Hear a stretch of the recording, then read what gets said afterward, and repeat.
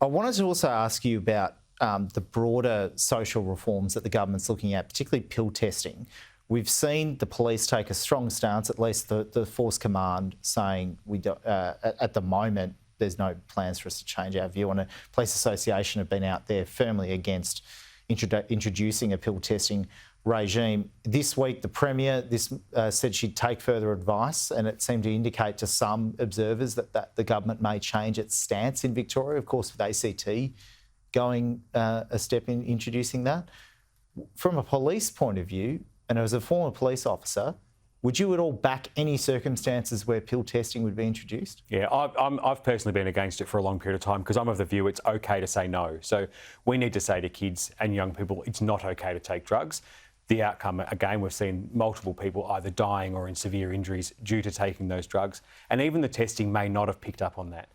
We need to improve the amount of counselling we've got available for these kids for addiction. We need to make sure that kids can get referrals and referred into the right direction rather than going in and saying it's okay to have the drugs at these festivals. Is that going to stop overdoses, though, at festivals, an approach such as that? Yeah, look, I can't say it will stop any of the overdoses there, but the reality is what we want to see is make sure kids have the education and better education to not take the drugs. The Police Command, the Police Association have said it would be too hard for them, more difficult for them.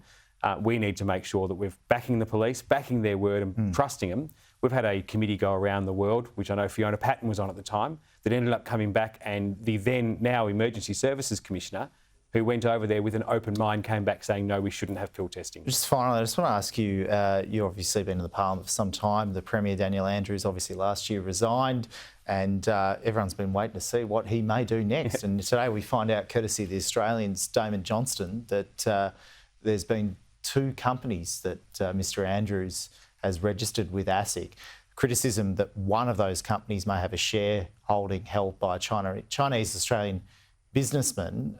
Is there any concerns at all from the opposition about this? I mean, you know, is the former Premier allowed to do what he's allowed to do? Well, I suppose you get to a stage, he's no longer in politics, he can effectively do what he wants.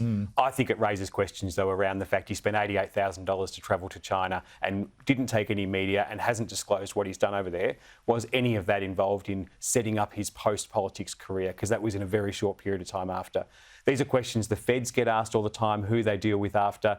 I think it should happen the same in the state. Daniel Andrews needs to come out and just explain what he did over there originally using taxpayers' money, and has any of that been used to set up businesses for his own, feathering his own nest in the future, or putting anything with our sovereignty at risk in the future for dealings with the Chinese government. Yeah, it's interesting you raised the China trip. Of course, media weren't invited on that trip, and freedom of information requests we've put into the government certainly put back information, but pretty regimented, and stuff is redacted too.